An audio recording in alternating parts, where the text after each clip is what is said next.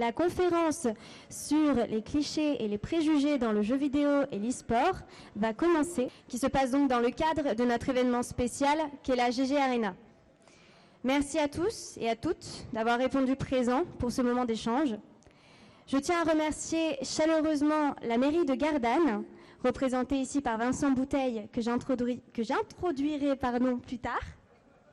Merci beaucoup au département des Bouches-du-Rhône pour nous avoir aidés aussi à mener à bien cet événement qui nous tient à cœur et qui rentre dans le cadre du projet Quartier Solidaire. Donc, avant de rentrer dans le vif du sujet, j'aimerais vous parler un peu plus de ces conférences, de leurs objectifs et de leur utilité. Ces conférences, elles ont été faites afin de pouvoir vous faire découvrir les métiers du jeu vidéo, que vous soyez des passionnés, que vous soyez des néophytes et que vous ne connaissiez rien, ou alors bien encore que vous soyez des parents qui vous posez des questions pour l'avenir de vos enfants. Ces conférences sont pour vous. Donc, avant de rentrer dans le vif du sujet, voici la petite slide de remerciements et le programme qui va donc se découper de la sorte: les préjugés face aux jeux vidéo et à l'e-sport, la réalité observée, et nous passerons ensuite avec les questions et les rencontres avec les intervenants et intervenantes. Merci pour la lumière, ça fait un joli effet.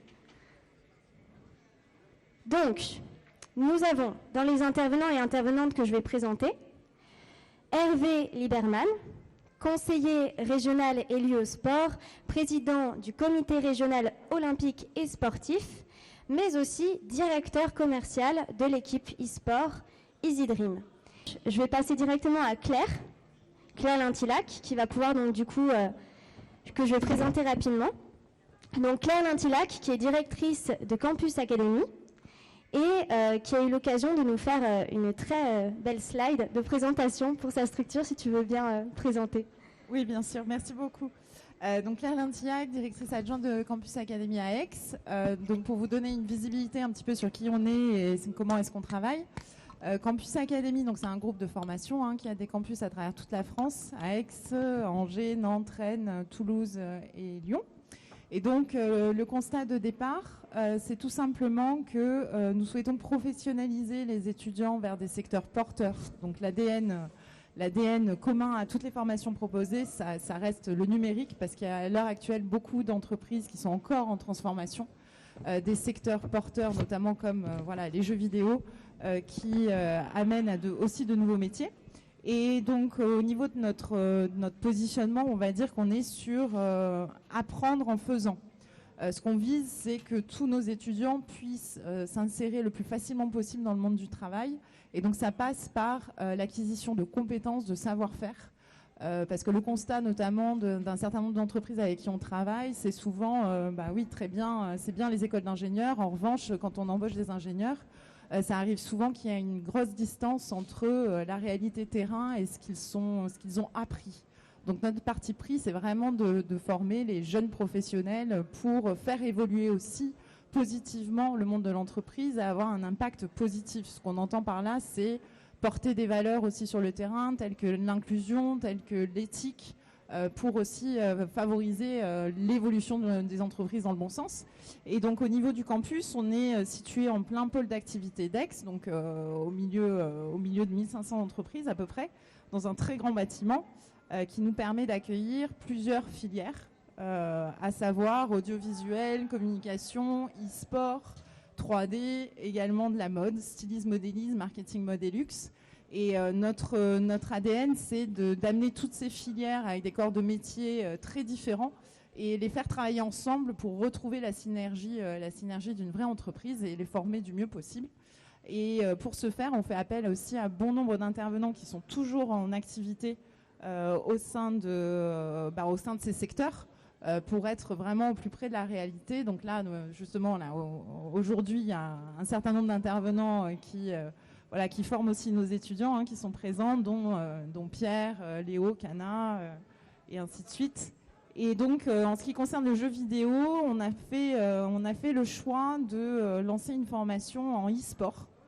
On n'a pas la prétention de former à des joueurs professionnels, loin de là. En revanche, la prétention et l'objectif, c'est vraiment de former des professionnels du métier, de l'événementiel, marketing, business, communication, streaming, pourquoi pas aussi accompagnement, coaching, pour justement avoir un impact aussi positif sur le secteur et tout en maintenant toujours ce cadre éthique et des valeurs fortes, à savoir bienveillance, respect et aussi cette capacité à fédérer autour d'un objectif commun.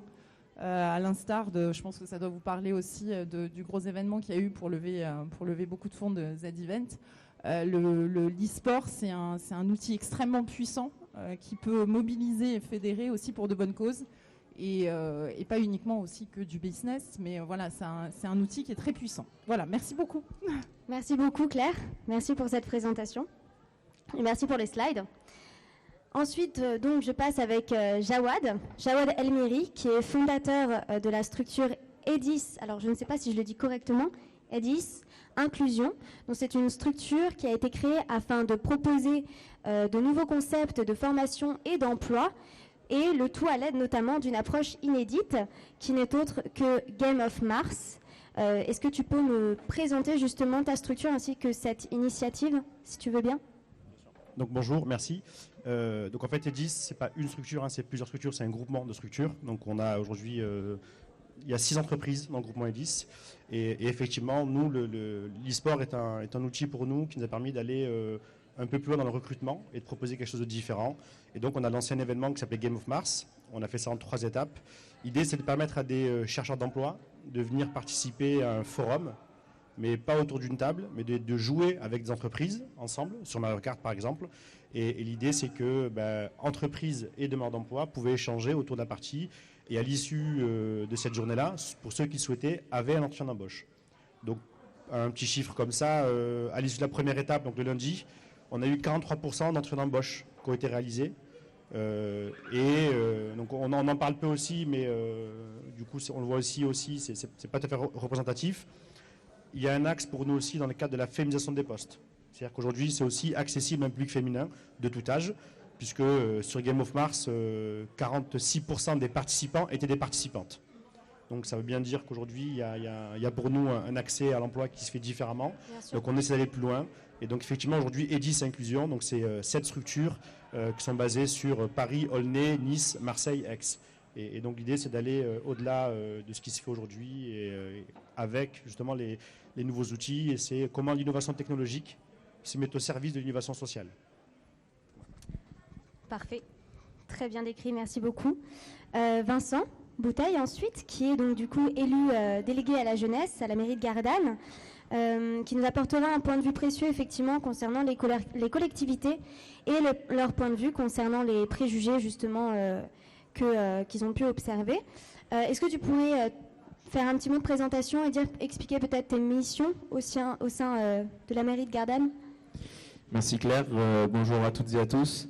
Donc moi c'est Vincent Bouteille, je suis élu à la ville de Gardanne, conseiller délégué à la jeunesse.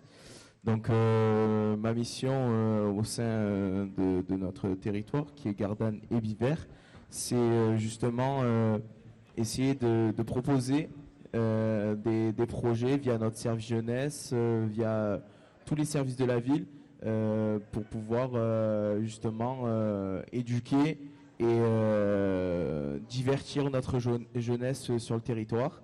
Et voilà, après sur tout ce qui est question de préjugés, nous on essaye via différentes missions et différents services et associations de lutter contre ces préjugés. Bon, vous n'êtes pas forcément au courant parce que vous n'êtes pas forcément tous de notre territoire, mais cette année, nous, on avait décidé de lancer des causes municipales.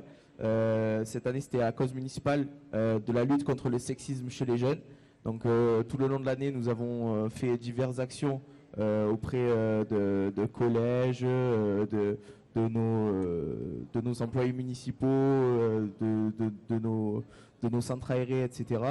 Nous avons décidé de mettre cette thématique au cœur de cette année, de travailler autour de cette thématique. Et voilà, donc derrière, c'est un thème sociétal qui avait fait l'unanimité, pardon. Et voilà, donc typiquement le gaming et l'e-sport peut être éventuellement un sujet à l'avenir d'une peut-être future cause municipale. Voilà. On aura l'occasion d'en reparler après, mais merci beaucoup Vincent pour cette présentation. Benjamin, est-ce que justement tu aimerais, est-ce que tu pourrais te présenter s'il te plaît? Donc je sais que tu es effectivement DRH du studio Iconic, qui est donc du coup un studio basé sur l'hybridation, mais j'aimerais, si tu peux en dire plus, peut-être tu l'expliqueras beaucoup mieux. Oui, merci. Donc moi je suis Benjamin Masnière, donc oui je suis directeur des ressources humaines, mais plus généralement je suis directeur général du studio Iconic. Vous m'entendez mieux là? Oui.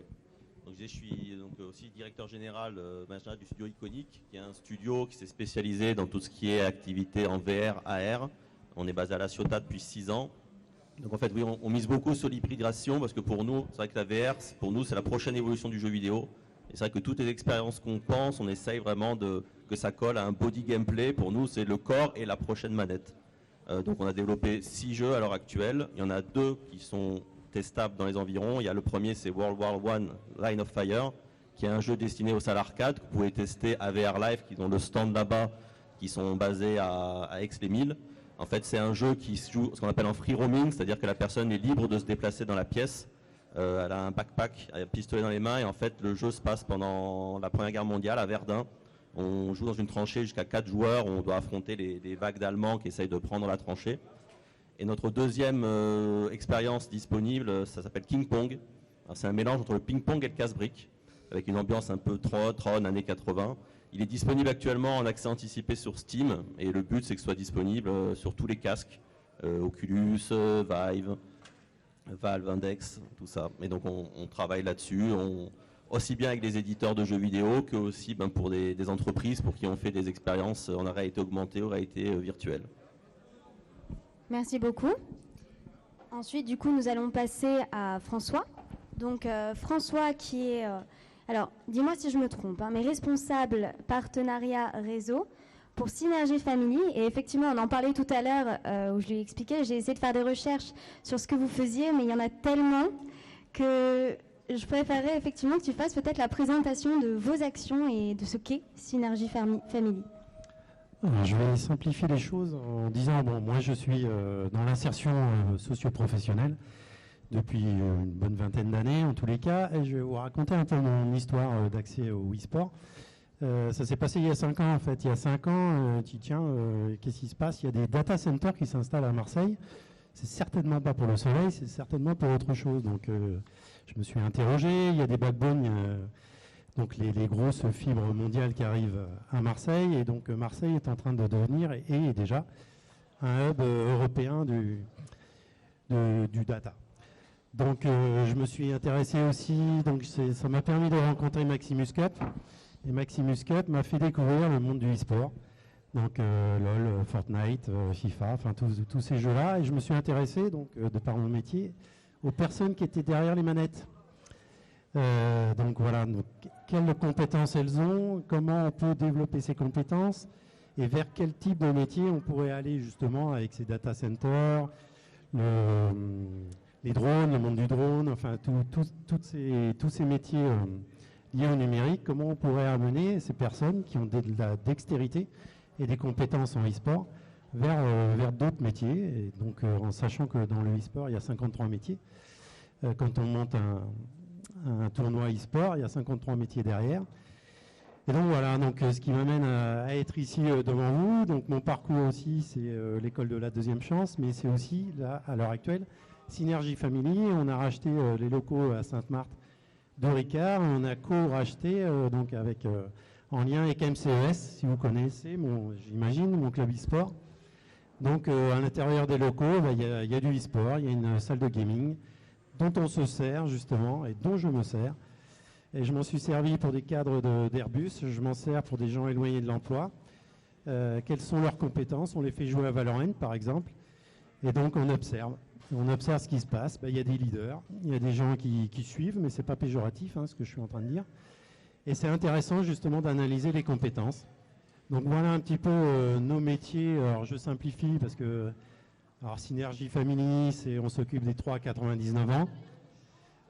aussi bien grâce au sport, grâce au théâtre, grâce au périscolaire, grâce à beaucoup de choses. Et au sein de Synergie Family, il y a d'autres compétences avec Quantique et Centre de formation et CFA.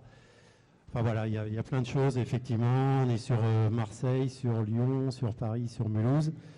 Et on s'étend de plus en plus. Ah, vous êtes partout. Presque. On est pas mal implanté, oui, de plus en plus. D'accord. Bah, écoute, et donc, en fait, très bien. c'est l'ingénierie du prétexte. C'est pour ça que c'est très compliqué de nous suivre. On aura l'occasion de plus en reparler plus tard. Mais merci beaucoup en tout cas. Et j'aimerais présenter du coup un joueur e-sport que j'ai... Ah, on a Hervé du coup qui vient d'arriver. Hervé, si tu veux bien monter sur scène. On t'a réservé une place juste au milieu. Pas de souci. Du coup, je vais présenter effectivement le joueur que j'ai pêché au passage pour pouvoir le faire monter sur scène, pour l'embêter un peu, lui poser plein de questions. Et après, on aura l'occasion du coup de laisser Hervé se présenter. Donc du coup, Clément Pellegrin, si tu veux bien te présenter du coup un peu au public ici présent. Merci, du coup moi c'est Clément Pellegrin, voilà, j'ai 17 ans et comme elle a dit, elle m'a pêché entre guillemets sur l'événement là, voilà.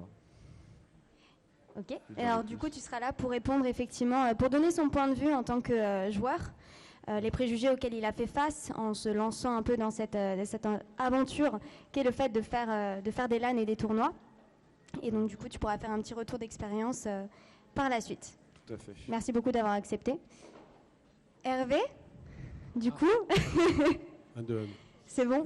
Il faut que je me présente. Oui, exactement. Si tu veux bien te présenter, s'il te plaît. Hervé Lieberman, donc président du comité régional olympique et sportif, donc plutôt responsable des activités physiques.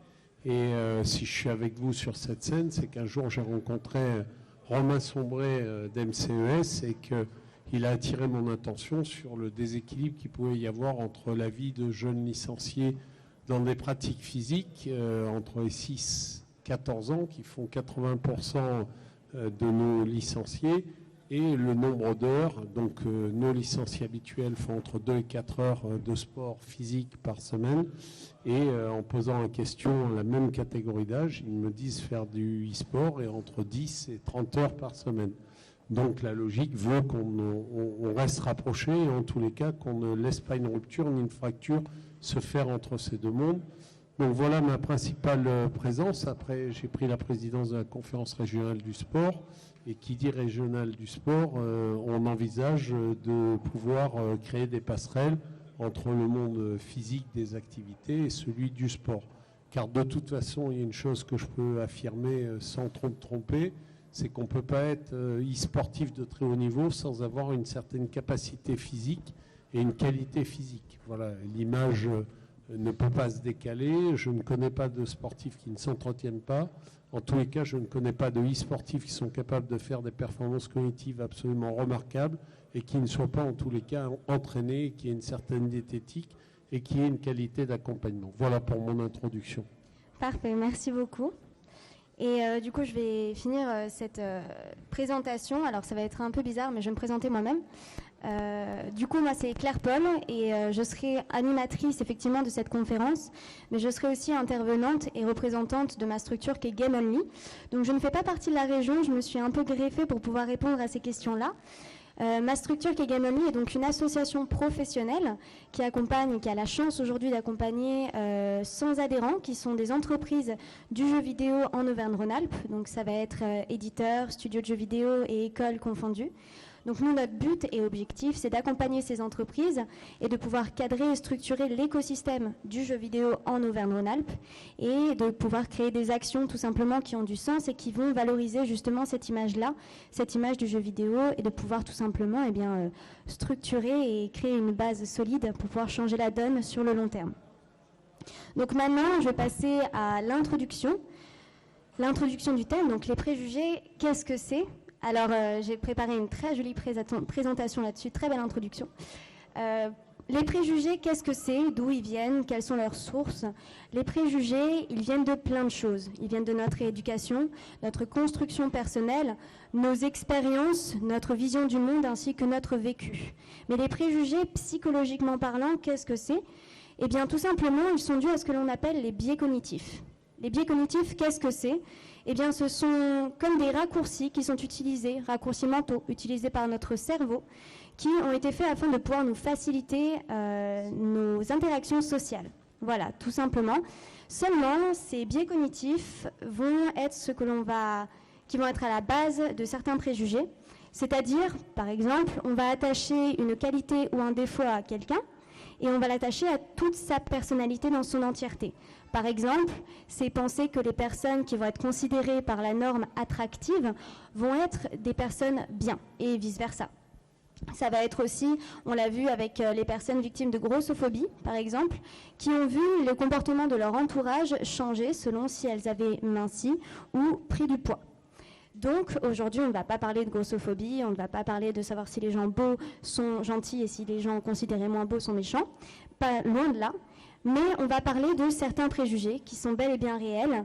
Et donc du coup, je vais vous donner une petite liste effectivement de ceux que l'on peut retrouver, rattachés justement aux jeux vidéo et à l'e-sport. Nous avons donc le fait que les jeux vidéo rendraient violents, donc avec les FPS, avec CSGO. Donc on a une LAN de CSGO juste derrière, donc on pourra vérifier si ça rend bien violent, mais je vous spoiler alerte, c'est pas le cas. Ensuite, nous avons aussi le fait que les jeux vidéo rendraient moins performants, que les joueurs aussi qui y jouent seraient feignants, et que, alors là je vais parler d'un petit point un peu plus sur le côté féminin. Par exemple, c'est penser qu'il n'y a pas de joueuses, et penser que les femmes qui sont considérées geeks jouent aux Sims, ou alors le seraient dans le seul but d'attirer l'attention. Voilà. Et on va aborder ces différents points au travers justement des différents points de vue avec nos professionnels ici présents. Donc, nous allons commencer avec le point de vue des collectivités face aux préjugés. Donc, j'aimerais commencer effectivement avec Hervé et Vincent. J'aimerais savoir déjà, Vincent, peut-être pour commencer, quel est du coup le regard des collectivités justement sur ces clichés? Quel est votre regard et comment est-ce que vous voulez agir par rapport à ça? Concernant justement les préjugés, nous, collectivités, avons pour but de justement lutter contre toutes sortes de préjugés. Ici, on va parler de préjugés liés aux jeux vidéo, à l'e-sport et au monde numérique. Et derrière, nous, on a pour but d'accompagner avec différents acteurs, d'entreprises, associatifs, etc., justement à éduquer et à informer la population au fait que il n'y a pas de préjugés à avoir. Il y a divers domaines de compétences et diverses entre guillemets industries, pour parler de la conférence d'hier. Justement, on est là pour accompagner et développer et informer la population par rapport à divers sujets. Donc ici, l'e-sport. Derrière, on va intervenir auprès des écoles municipales, avec le département qui va intervenir auprès des collèges et la région qui va intervenir auprès des lycées et l'État qui va intervenir auprès des universités, etc. Donc nous, on va intervenir principalement au niveau des écoles communales, donc ce qui est maternelle, primaire, voilà. Et derrière, on va informer les parents sur le fait qu'il y a pas de... Il peut y avoir des dérives sur tout un tas de sujets, mais avant tout, c'est les bienfaits, le développement justement du gaming. Le gaming apporte justement des valeurs. Et le monde du gaming a des valeurs à défendre et à ne pas jeter à la poubelle comme ça. Hervé, un petit mot. Sur le problème des préjugés, moi je passe mon temps à m'expliquer avec le monde du sport. D'abord, qu'on s'est fait voler un nom uniquement parce que le gaming c'est aussi de la compétition et que c'est organisé de la même manière que le sport. C'est pour ça qu'un jour vous êtes appelé, ce monde s'appelle le e-sport. Donc il y a eu cette petite typonymie qui les a gênés. Mais après, moi je passe mon temps à combattre, de leur dire que le jeu ne rend pas agressif, le jeu ne rend pas bête, le jeu améliore la cognitivité des athlètes qui jouent. Quand on sait que dans les jeux de compétition de très haut niveau, on fait entre 350 et 600 actions à la minute, et ce pendant 10 et 40 minutes, suivant le temps de la compétition, et que lorsqu'on regarde dans la vie de tous les jours à qui on demande le même type d'activité et de très haut niveau de connectivité, ben ce sont les pilotes de chasse de Rafale qui font qu'ils défendent notre nation aujourd'hui dans des machines qui coûtent des milliards. Donc le jeu pose des problèmes parce que les parents, la rupture avec les parents, ça pose un souci de lien. Quand on a à la maison un enfant de 12 à 16 ans qui est de moins en moins en lien avec ses parents, qui est de plus en plus enfermé dans sa chambre, qui en plus est devant son écran, donc l'école scolaire de la République n'arrête pas de dire que l'écran rend les gens idiots, que ça peut poser des problèmes d'épilepsie et ainsi de suite. Oui, il faut faire attention, mais comme tout, je vous dirais que pour les sportifs d'activité physique, pratiquer du judo, par exemple, en intensivité excessive, eh ben, ça casse un squelette parce que le corps de l'homme n'est pas fait pour tomber des millions de fois et pour faire un sport, même si c'est pour faire un sport. Ou faire de la boxe, par exemple, c'est pas très naturel non plus de se taper sur la tête pendant 2 heures sur un ring de boxe. Ça n'empêche que les grands champions du monde de boxe sont adulés, ont un certain renom et que les grands champions de judo sont très aimés, comme Teddy Riner. Donc je ne vois pas pourquoi aujourd'hui on ne prendrait pas le temps de la pédagogie et pourquoi on ne prendrait pas le temps de cette liaison, de cette passerelle entre ces mondes, un monde moderne, nouveau, qui est parfois inquiétant.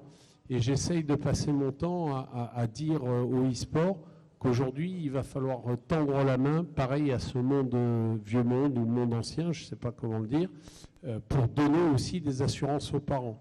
Il m'arrive de rencontrer des parents de licenciés qui me disent, vous savez, dans un club de temps en temps, par exemple, une maman d'une jeune fille de 10 ans qui fait de la gymnastique sportive me dit, ma fille fait des régimes, se plaint de grandir, se plaint d'avoir une morphologie qui change, et ça devient très difficile de l'accompagner. Quand c'est inquiétant, je vais voir le club, je vais voir le président, je vais voir le coach, je vais voir l'entraîneur. Donc elle a des gens à qui se reporter et se rassurer. Pour le e-sport aujourd'hui, si vous avez un gamin qui joue entre 10 et 50 heures à la maison, envers qui vous allez le voir et auprès de qui vous allez vous renseigner. Donc il y a un moment où il va falloir qu'on trouve le sujet de l'organisation. Et je crois que par exemple Synergie Family avec son tiers-lieu, je parle de l'épopée, mais vous allez être copié dans des tas d'endroits. Il faut qu'on rassure les gens, il faut qu'on arrive à leur donner des modèles. Il y a une étude américaine, si je ne me trompe pas, qui a pris 2 groupes d'enfants de 10 ans. L'un n'avait jamais joué au e-sport et on leur a donné des résolutions de problèmes à plusieurs entrées. Et à côté, le même groupe de 10 ans, enfin le même groupe de nombre d'enfants du même âge qui devaient résoudre les mêmes problèmes avec les mêmes différentes activités urgentes à résoudre. Eh bien, c'est le groupe ceux qui jouent à ces jeux qui rendent idiots selon les préjugés, qui sont largement en tête, parce que résoudre plusieurs équations à la minute, c'est aussi un avantage. Pardon d'avoir été un peu long. Non, mais c'est très très bien, mais en plus tu abordes des sujets justement qui seront abordés plus tard dans la conférence. Non, mais c'est bien, du coup tu teases un peu le reste de la conférence, donc c'est parfait. Merci beaucoup. Mais du coup, si vous aviez une réponse à donner par rapport à une question que j'aimerais vous poser, c'est... comment vous faites, du coup, face à ces préjugés, par exemple, en tant que collectivité, pour l'instant, qu'est-ce que vous faites au jour le jour, à votre échelle, pour pouvoir y répondre? Donc, on parlait de sensibilisation, dès la maternelle, des collèges, lycées. Est-ce qu'il y a d'autres choses? Est-ce que, dans l'idéal, peut-être dans un futur plus ou moins proche, il y a des solutions que vous aimeriez apporter? Des solutions qu'on aimerait apporter, oui, il y en a, et il y en aura toujours. Justement, l'association Gaming Gen est un partenaire de notre ville de Gardanne, et derrière mener des actions auprès des jeunes de la ville, aller dans nos quartiers, mener des actions, expliquer aux parents que tous ces préjugés sont faux, que les jeux vidéo ne sont pas forcément néfastes à nos jeunes, et derrière justement lutter et pérenniser ces actions, continuer à développer ces actions et mettre les pieds dedans, pour lutter contre tout ça. D'accord, donc il s'agirait en gros d'aller dans les quartiers directement sur le terrain, et ce serait, dans l'idéal, ce serait, même si sans parler de l'acter forcément tout de suite, mais ce serait en lien avec peut-être des associations en particulier ? Complètement, avec des associations comme Gaming Gen, avec nos services municipaux.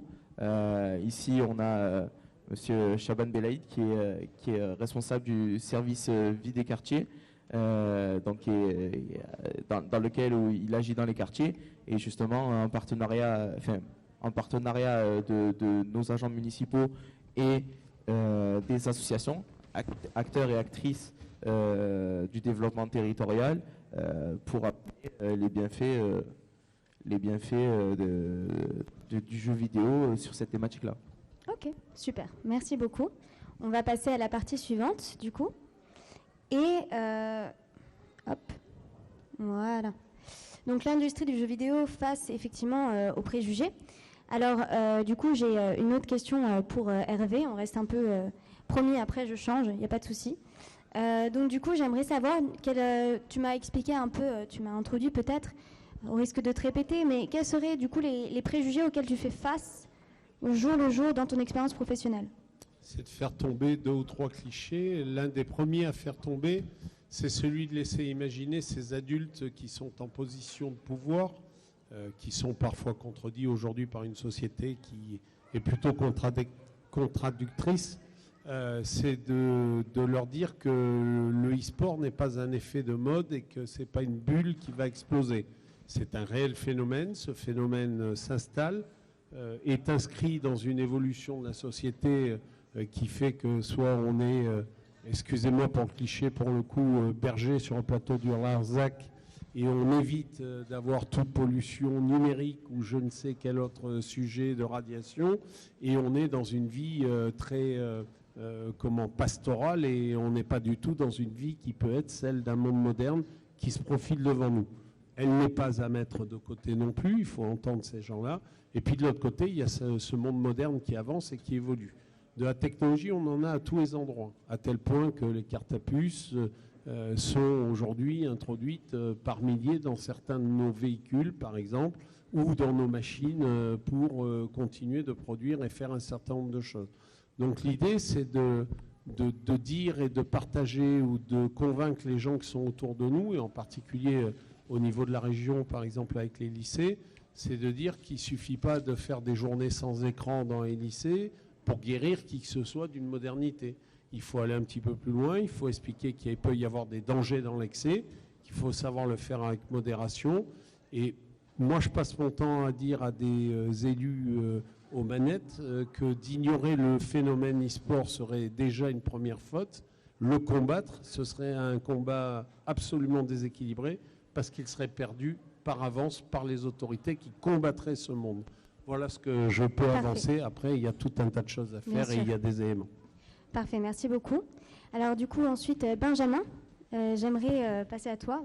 On va te passer un micro. Quels sont, toi, en tant que, justement, de personnes faisant partie d'un studio de jeux vidéo, quels sont les préjugés auxquels tu fais face au jour le jour, que ce soit dans ton entourage, peut-être aux personnes lambda ou extérieures, au monde du jeu vidéo à qui tu en parles? Quels sont ces préjugés? Alors, pour ma part, ça fait 1 an que j'ai rejoint ce milieu. Alors, j'ai pas encore eu trop à faire face à des préjugés, heureusement pour moi. Par contre, j'ai une expérience que je peux raconter. Récemment, là, actuellement, on est en train de recruter des jeunes développeurs pour augmenter notre équipe de développement. Et on a rencontré un jeune en entretien qui était très motivé. Il nous expliquait que les jeux vidéo, ça faisait longtemps qu'il y jouait, que ça lui avait permis de créer du lien avec son jeune frère qui avait un handicap, qu'il avait vraiment envie de travailler là-dedans. Donc, on a fait un entretien qui s'est très bien passé, très jeune, très motivé. À la fin de la journée, je l'appelle, je dis si toi tu es OK, nous on est prêts à t'embaucher. Il dit super. Pendant le week-end, je lui prépare le contrat, tout va bien. Il devait commencer le lundi et le dimanche, je m'envoie un message, je veux dire finalement, je ne donnerai pas suite. Donc je comprends pas, je l'appelle. Et en fait, d'un seul coup, il m'explique qu'il a fait des études d'ingénieur, donc il veut valoriser son diplôme, il veut pas travailler dans les jeux vidéo. je lui ai fait toucher du doigt que ça était un peu à l'encontre du discours qu'il m'avait tenu. Il dit oui, je comprends, mais ouais, comprenez, j'ai réfléchi. Et donc on en est resté là, mais au fond de moi, j'ai pas pu m'empêcher de penser qu'à mon avis, il a dû discuter avec sa famille, et sûrement que quelqu'un dans sa famille lui a dit ouais, tu comprends, tu fais des études d'ingénieur, faire des jeux vidéo, voilà, tu dévalorises ton diplôme. Et en plus voilà, il m'a dit ouais, je continuerai à développer le week-end. Donc ça fait vraiment le genre de réflexion que j'entends. J'ai des collègues qui travaillent dans la bande dessinée qui ont droit aux mêmes réflexions, qui disent ah, tu fais de la BD, c'est bien, mais ton travail c'est quoi? La bande dessinée ou comme les jeux vidéo, c'est un travail, c'est pas le genre de choses qu'on peut dire allez, tu fais ça le week-end quand tu as du temps libre. Disons que ça a ce côté quand même toujours de dire si tu as un diplôme d'ingénieur, il faut forcément que tu sois grand ingénieur, comme si vraiment de travailler, d'être développeur pour un studio de jeux vidéo c'était rabaissant. Pas du tout, il y a des gens qui gagnent très bien leur vie, il y a des gens qui sont connus, je pense que les gens qui font des jeux vidéo, des gens comme Hideo Kojima, ça parle à tout le monde. Et ben, le gars il a commencé simple développeur, c'est devenu quelqu'un qui pèse dans le milieu, donc c'est vrai que c'est peut-être encore ce genre de préjugé là, de dire que si on fait des écoles, des grandes écoles, en gros, c'est pour faire un travail qui compte et pas forcément travailler dans les jeux vidéo. Oui, c'est l'élitisme en fait professionnel. C'est un peu ça, oui. C'est comme l'élitisme dans la culture et de se dire que c'est plus valorisé d'aller au théâtre et à l'opéra que d'aller, je sais pas, au cinéma ou à un concert. Donc c'est la même chose, mais on le retrouve professionnellement. C'est ça. D'accord. Et toi, du coup, quand justement tu m'as dit ça fait 1 an que tu es arrivé dans ce studio qui est iconique, est-ce que tu as fait face ou pas à des réactions ou peut-être négatives ou surprises, ou alors de gens qui ne comprenaient pas peut-être ce que c'était que de travailler dans un studio de jeux vidéo? Forcément, oui, mes parents m'ont un peu demandé, ils disaient, mais alors du coup, vous faites quoi et comment ça se passe? Donc oui, ils ne comprenaient pas trop. Maintenant, c'était une reconversion professionnelle qui était mûrie. C'est vrai que moi, j'ai toujours joué aux jeux vidéo, c'était une passion que je faisais finalement sur mon temps libre. J'ai fait, en fait, le gros de ma formation jusqu'à présent, mon parcours professionnel, c'était dans la maison individuelle. J'ai fait une reconversion totale suite au Covid et franchement, je vous dis, j'ai été bien accompagné. C'était juste des questionnements, savoir comment ça va. Parce que même moi, c'est vrai que quand je suis arrivé dans le studio, de voir les différents secteurs, de dire qu'un graphiste jeu vidéo, c'est pas pareil qu'un graphiste dans les agences de communication, par exemple, ou même que dans les graphistes, il y a différentes spécialités qui font pas forcément la même chose. Il y en a qui fait le shader, il y en a qui fait le FX, il y en a qui fait l'animation, qui fait le rig. J'ai appris tout un vocabulaire que je ne connaissais pas. Un peu comme à l'époque, quand il y a World of Warcraft qui s'est développé, que mes copains parlaient MMO, que je comprenais rien, c'était qu'un DPS, un tank, un buff, un heal. Donc c'est un vocabulaire qu'on finit par apprendre, mais en fin de compte, ça se passe très bien. C'est des gens comme tout le monde dans les jeux vidéo. C'est pas des extraterrestres, c'est pas des gens qui sont enfermés dans une grotte sur leur ordinateur, qui font du code à longueur de journée. On a des joueurs de CSGO dans le public, donc... du coup, merci beaucoup. Alors, ça va être un peu bizarre comme moment. Je vais commencer à me poser des questions à moi-même pour y répondre. On va faire ça autrement plutôt. Donc, moi, je vais commencer par vous parler un peu de la structure, effectivement, des actions qu'on met en place pour justement pas combattre les préjugés, mais plutôt aider à changer justement la vision qu'ont les gens du jeu vidéo. Donc, je vais vous parler des actions de Game Only. Nous, chez Game Only, on a mis en place plusieurs actions et on va continuer à en mettre. On a mis en place notamment la charte de la QVT, qui est la charte de la qualité de vie au travail, qui a été faite donc cette année. Il faut savoir que Game Only a maintenant plus d'1 an. Et en 1 an, on a eu la chance de pouvoir grandir très rapidement. Et donc du coup, cette charte de qualité de vie au travail, elle s'est faite avec nos studios adhérents qui ont créé un groupe de travail pendant 8 mois pour mettre en place des outils, mais aussi des règles à suivre. En fait, elle a été créée à la suite d'un besoin qui était que dans certains studios de jeux vidéo, il y avait eu des problèmes de crunch. Donc, qu'est-ce que c'est qu'un crunch? C'est quand on va avoir une deadline très serrée pour un jeu vidéo à sortir et que du coup, on va demander à ses équipes pendant une période très courte de faire beaucoup d'heures. Donc, normalement, un crunch, c'est censé être plus ou moins sain. Je ne pense pas que ce soit le bon mot, mais on va dire plus ou moins équilibré parce qu'il s'agit de courtes périodes de travail et qu'après, on est censé arrêter très vite. Il y a eu des soucis parce que dans ces studios-là, effectivement, ces crunchs-là ne duraient pas juste 1 semaine, mais plutôt plusieurs mois et ça a été des grosses répercussions sur l'écosystème. Donc cette charte a été mise en place afin d'éviter justement ça et d'offrir un suivi auprès de nos studios adhérents pour empêcher que ça se reproduise. Nous avons aussi mis en place le Greentober, qui est une action autour de l'écologie et du jeu vidéo, afin de pouvoir mettre en place un même groupe de travail et pouvoir faire un audit de ce que coûte aujourd'hui le fait de faire un jeu vidéo, un certain type, parce qu'effectivement, il y en a tellement des différents que ce serait un travail gargantuesque que de chercher à le calculer. et de pouvoir ensuite trouver des solutions, que ce soit au niveau du hardware, au niveau de la manière de faire aussi son jeu et de le vendre. Donc voilà, au niveau des actions. Et si je devais parler personnellement, du coup, effectivement, avant de rentrer dans le monde du jeu vidéo, j'avais moi-même pas mal de préjugés. Enfin, je veux dire, j'ai grandi avec 2 frères qui m'ont fait découvrir le jeu vidéo. À Aix-en-Provence, où j'ai habité, j'étais tout le temps fourrée dans un bar e-sport où il y avait sans cesse plein de geeks autour de moi. Et il y avait des préjugés qui étaient véridiques pour certains. Le côté joueur qui est très introverti, qui voit pas beaucoup la lumière du jour, et que quand il est au bar, c'est soit pour boire beaucoup, soit pour jouer beaucoup. Voilà. Et avant d'arriver dans l'écosystème, j'avais un peu cette image-là, effectivement, cette image aussi de cet écosystème du jeu vidéo ultra compétitif, où chacun se tirait dans les pattes et où le but c'était de sortir son jeu vidéo le plus rapidement, en sacrifiant la plupart du temps ses équipes. Et ce que j'ai vu finalement en arrivant chez Game Only très vite, c'était la bienveillance. C'était la bienveillance de l'écosystème, qu'il soit sur Lyon ou en Auvergne-Rhône-Alpes.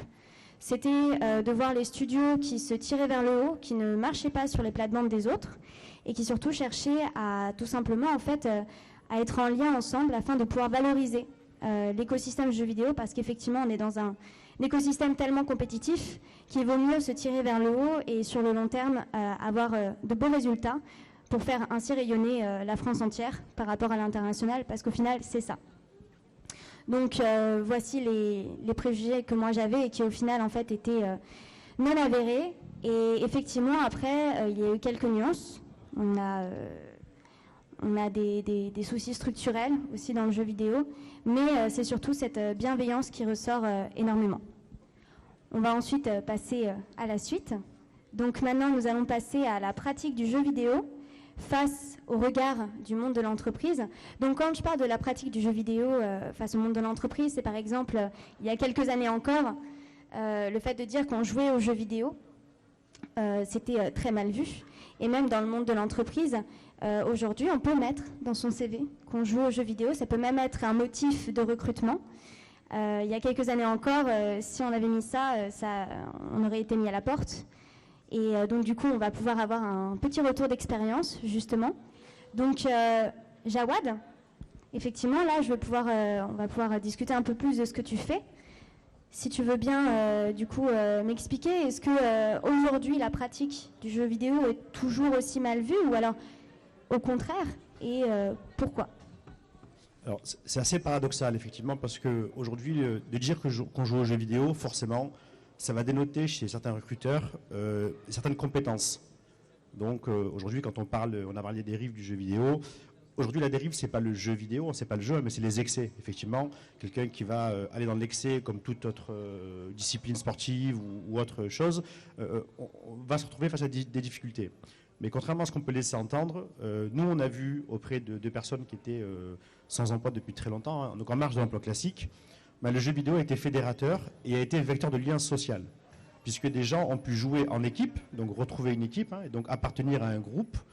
Et cet aspect de communauté hein, en tant que tel a permis à certaines personnes du coup de se réaffirmer, de prendre une place et d'exister à nouveau. Donc pour nous, ça a été hyper intéressant. Donc le paradoxe est là, c'est que certains recruteurs du monde ancien, pour reprendre l'expression d'Hervé, voient encore effectivement le jeu vidéo comme un hobby, comme un passe-temps, avec les excès que ça implique, etc. Alors qu'aujourd'hui, dans les jeux, on évoquait la violence par exemple, je pense qu'on a tous joué déjà au Monopoly. Ça n'a pas fait de nous des requins de la finance ou des requins de l'immobilier, quoi. Donc à un moment donné, de dire que dans le jeu vidéo il y a de la violence, encore une fois, voilà, ça a ses limites à ce niveau-là. Donc nous, bien au contraire, on encourage les gens à expliquer le jeu vidéo, non pas que dans les loisirs, d'accord, mais en termes de compétences, ce que ça peut sortir comme compétences. Tout l'aspect d'analyse de la situation, puisque quand on est sur un jeu vidéo, on doit analyser rapidement ce qui se passe autour de nous pour prendre une décision. Cette capacité de gestion du stress aussi, hein, parce que quand on joue à plusieurs, on est dans le move, etc., donc il faut aller vite. Donc il y a quand même des compétences qui sortent autour d'un jeu vidéo et qu'il faut arriver à mettre en avant sur un CV. Donc nous, par exemple, chez Edis, aujourd'hui, chez toutes les structures d'Edis, on ne prend plus aucun CV papier. Parce qu'aujourd'hui, on ne peut pas recruter des gens sur un CV papier, c'est plus possible. On demande aux gens de faire un CV vidéo. Donc les gens se filment, 1 minute max, hein, et nous envoient du coup une présentation d'eux pour dire qui ils sont et ce qu'ils savent faire. Et dans ce cas-là, effectivement, dans ce cas de figure-là, on peut évoquer le jeu vidéo en expliquant ce qu'on sait faire, sur nos compétences. Et pour nous, aujourd'hui, on l'utilise régulièrement. Donc le jeu vidéo est un outil qui nous permet de recruter. Donc l'emploi n'est pas un jeu, bien évidemment, c'est pas un jeu, c'est une vraie question, mais on va aller gamifier le recrutement et proposer, on le voit, il y a plein de forums emploi aujourd'hui qui sont désertés, les gens ne vont plus au forum emploi. Donc l'idée c'est de dire à la personne, comme jeu vidéo, Anda ma team, fait partie de ma team, et ensemble on va aller gagner des parts de marché, une entreprise, peu importe. Donc il y a tout un tas de solutions où on peut évoquer le jeu vidéo. La difficulté, c'est quand je vais postuler effectivement demain à la SNCF, je ne suis pas sûr que si je mets jeu vidéo à la SNCF, ils vont le prendre comme une compétence. Et c'est là où les mentalités doivent encore changer. Et c'est là où je rebondis sur ce qu'ont dit les collectivités. À mon sens, il faut aller encore un peu plus loin. Pas simplement éduquer les jeunes publics aux jeux vidéo, mais les sensibiliser davantage à la pratique du e-sport, parce qu'effectivement le e-sport reste une pratique sportive avec forcément une régularité à avoir dans l'aspect quotidien, et je pense que ça peut ouvrir et ça peut, contrairement à ce qu'on peut penser, décloisonner et permettre à certains enfants effectivement qui se sentent un peu seuls ou renfermés sur eux-mêmes de s'ouvrir à d'autres personnes, à d'autres parcours. Très bien, merci. Et du coup, petite question par rapport au Game of Mars. Pourquoi avoir choisi le jeu Mario Kart en particulier pour justement ces sortes d'entretiens préliminaires?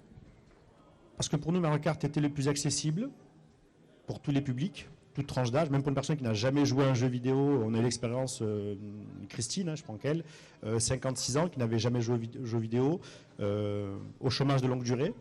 D'accord, qui était complètement en situation d'isolement, elle était isolée, et donc on l'a ramené. Et Mario Kart, donc l'aspect ludique du jeu, Mario Kart en lui-même, l'aspect un peu compétitif, mais sans forcément l'être, parce qu'il y a une course, mais bon, on gagne pas, c'est pas très grave. L'aspect, je peux me rattraper, parce que c'est des courses, 4 courses pour une partie. Donc la première, je perds, puis je vais gagner la deuxième, etc.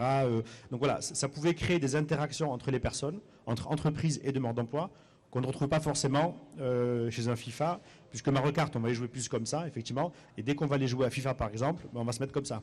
Donc là, tout de suite, alors, on est... Moi, je joue à Mario Kart en étant vraiment comme ça, voilà, vraiment donc, à fond, concentré sur le truc. Donc l'idée, c'est que l'interaction était plus facile sur Mario Kart, plus accessible, et donc on a choisi ce jeu, et sur toutes les étapes qu'on a proposées, ça a été parlant, c'était une réussite. Et du coup, alors en fait, dans ces cas-là, qu'est-ce que tu poses comme question? Est-ce que tu poserais des questions qu'on pourrait poser en entretien ou... Non, absolument pas. Ce qui nous intéresse à nous, clairement, de savoir que vous avez eu votre brevet en 90, en 2000 ou votre bac, clairement, on s'en fiche aujourd'hui, c'est pas le but. C'est ce qu'on appelle les soft skills, ce qu'on travaille sur le savoir-être. Donc, c'est qui vous êtes, ce que vous savez faire. L'idée, c'est que quand on embauche une personne, on va entamer une relation. Donc, la relation, elle passe par la découverte. On a tous eu nos premiers entretiens d'amour, si j'ai envie de le dire comme ça. Au resto, on ne pose pas de question de savoir. Donc l'idée, c'est de dire, on joue, on discute ensemble. J'ai envie de vous connaître, d'en savoir un peu plus. Donc dites-moi qui vous êtes, ce que vous avez envie de faire, ce que vous savez faire. Et moi, ça me va. C'est d'apprendre à connaître l'humain avant de connaître les compétences. Tous nos parcours sont centrés sur l'individu. Aujourd'hui, c'est pour ça que le jeu vidéo est un bel outil, parce que malgré que certains l'ont reproché, on fait un métier de ressources humaines, mais on peut le faire sans déshumaniser l'activité. Donc le jeu vidéo nous permet ça aussi. Et de remettre l'homme, avec un grand H, du coup, au cœur de la discussion et de dire, voilà, raconte-moi qui tu es. Et puis ensuite, ensemble, on va faire un bout de chemin, quoi. Et du coup, quel cliché, alors excusez-moi, quel cliché, du coup, ça casse avec cette opération? Alors, tout de suite, première chose qui me vient à l'esprit, c'est quand on fait l'entretien d'embauche, quand on reçoit la personne, elle commence, bonjour, je suis monsieur Untel, j'ai tel âge. Ok, donc là, on zappe la partie nom-prénom, et c'est le prénom tout de suite. Oui, parce qu'il peut y avoir des biais qui arrivent dès cet instant. Là, du coup, c'est le prénom. Donc, tout de suite, la personne est en situation de confort. D'accord. Et puis, je joue à un jeu vidéo, donc je me présente. Moi, c'est Jawed. Je ne vais pas dire bonjour, Jawed Elmiri. Non, c'est bonjour, c'est Jawed. Et puis, on discute. Et on va parler d'abord, c'est le jeu vidéo qui va faire qu'on discute ensemble. C'est je t'envoie une carapace rouge, ça le fait pas, c'est pas cool. Et puis, hop, tout de suite, on va un peu briser les barrières de l'entretien formel. Et ça va devenir un peu informel. Et au fur et à mesure de la partie qui va évoluer, tout en décontraction, on va se parler, on va discuter. Et voir comment on réagit face à une telle situation, c'est ça qui va faire que ça matche ou pas. En fait, ça va aussi peut-être permettre, si je comprends bien, de ne pas trop se concentrer sur des informations qui pourraient donner des biais peut-être sur ce qu'est la personne. Parce qu'on peut facilement, quand je parle de biais, c'est par exemple dire j'ai tel âge, et de dire ok, il a tel âge, c'est-à-dire que possiblement il a vécu ça, ou alors que possiblement il est peut-être trop vieux pour ce poste, ou alors trop jeune pour ce poste. Ça vient casser ces barrières-là, du coup. Parce que la question d'âge ne se pose pas. Aujourd'hui, ce qui va matcher, c'est l'aspect comportemental. C'est demain, est-ce que je vais me voir évoluer avec cette personne dans mon équipe ou pas? Peu importe son âge. On peut avoir 50 ans, 60 ans et avoir un esprit qui corresponde à ce que moi j'ai envie dans mon entreprise. Donc après, la question de l'âge ne se pose pas. La question de la compétence technique, elle ne se pose pas parce qu'elle peut être... La compétence, on peut l'acquérir en poste. Dans la continuité, on peut travailler dessus. C'est vraiment qui vous êtes et le savoir-être que vous avez. C'est de savoir est-ce que je vais pouvoir intégrer cette compétence-là à mon équipe actuelle. Et c'est ce qui va faire que ça ne matche ou pas. Donc ça va venir briser des barrières basiques ou perdre du temps sur des expériences. La fameuse question, quand effectivement vous avez une ligne en 96, j'ai fait ça, et puis hop, en 99, ah d'accord, mais il s'est passé quoi pendant ces 3 ans? Voilà. Ça, clairement, on zappe cette étape-là et on passe à autre chose. Et ce qui nous intéresse, c'est qui vous êtes. Voilà, clairement, c'est ça. Très bien, merci beaucoup. Très intéressant et je pense qu'on pourrait en parler pendant des heures de ce genre de questions. Moi, ce qui m'intéresse aussi, c'est Vincent, en tant qu'élu délégué à la jeunesse à la mairie de Gardanne. Je ne sais pas si personnellement le jeu vidéo prend une place importante dans ta vie, mais quelle serait la mentalité justement de la mairie de Gardanne et de cette entreprise par rapport aux jeux vidéo, parce qu'il s'agit quand même d'une collectivité publique. Est-ce qu'il s'agit d'une mentalité plutôt grandissante et changeante ou plutôt de l'ancien monde, comme dirait... On va garder cette expression, elle est bien quand même, elle est très bien.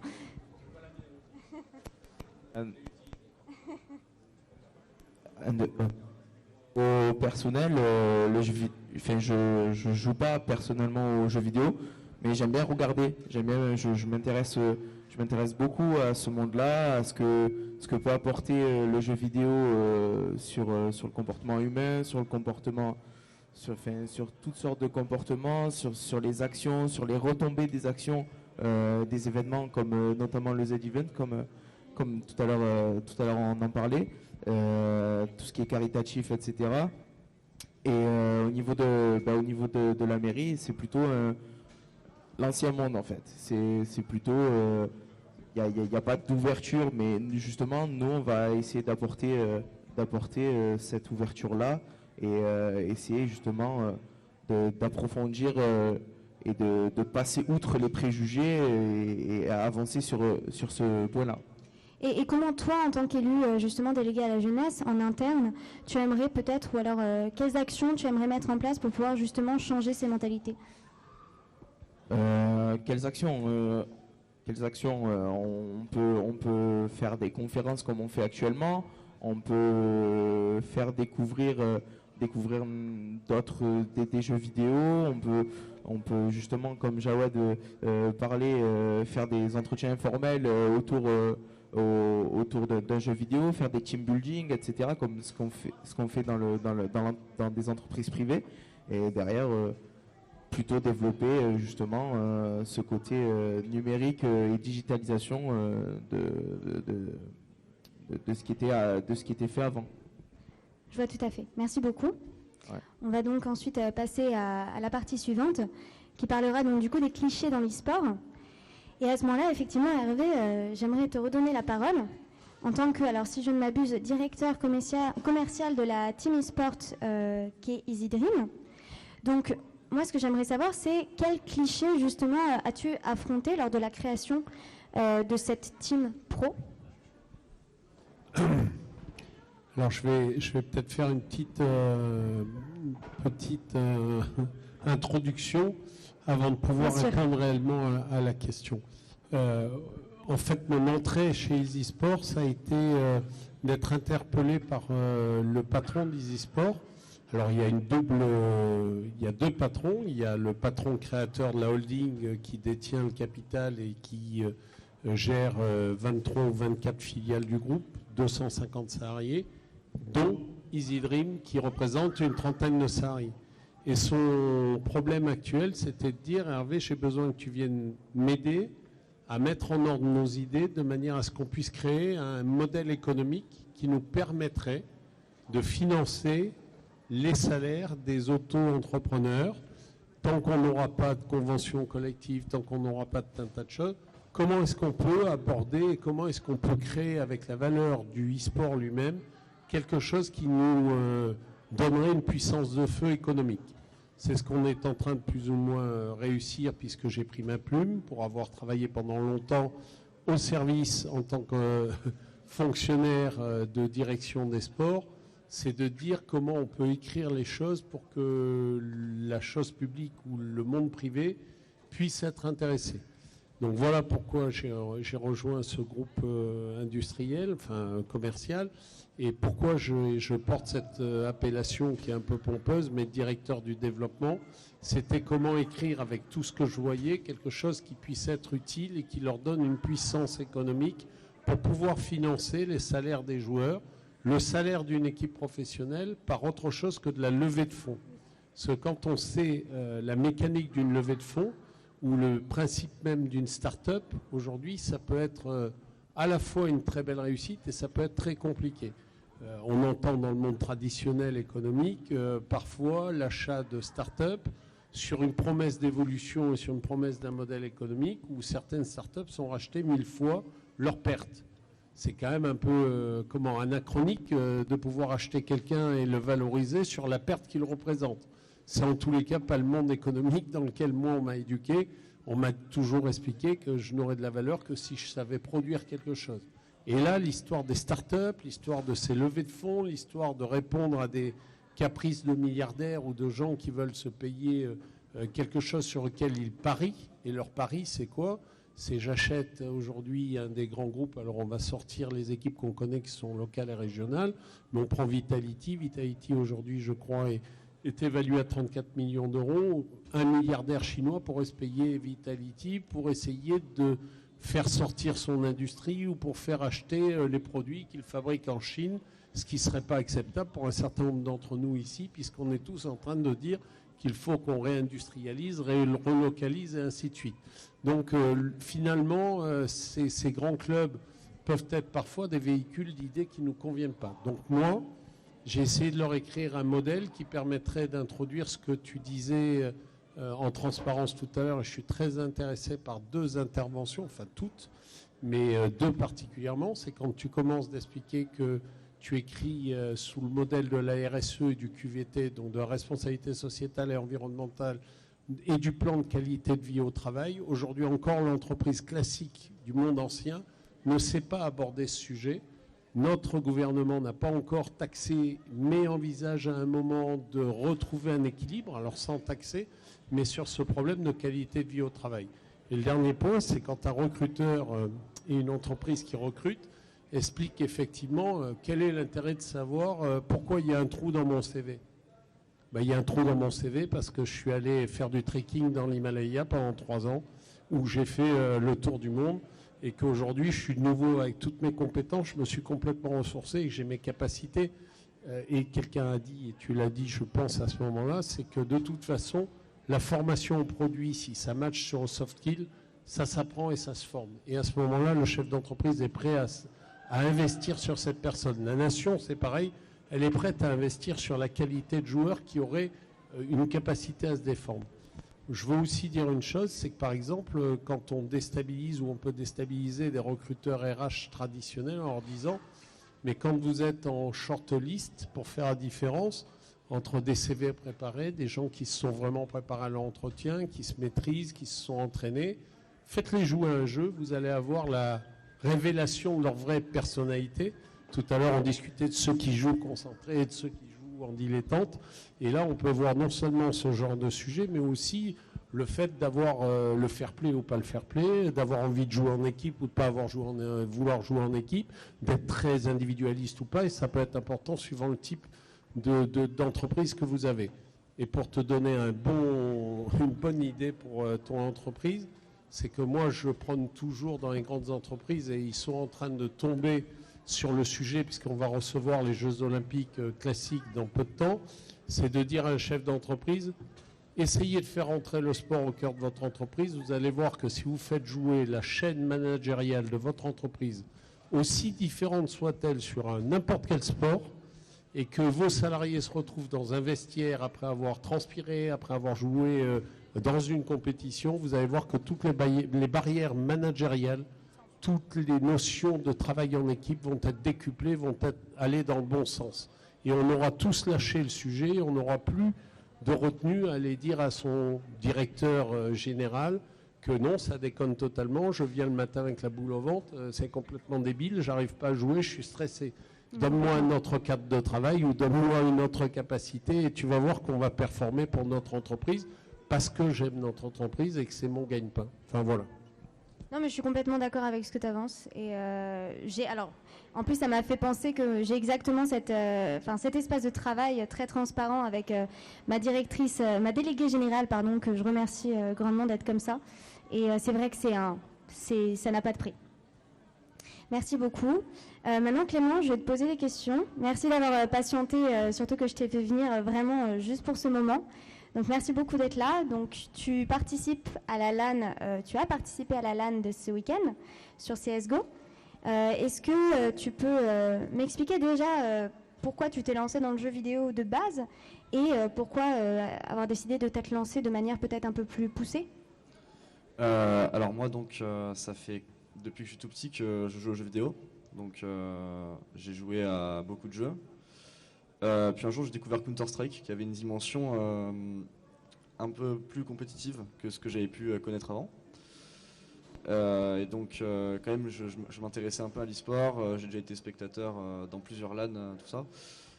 Et du coup j'avais des amis à moi aussi qui jouaient et on s'est dit pourquoi pas se lancer et voir ce que ça donne quoi. Et, Très bien. On s'est inscrit.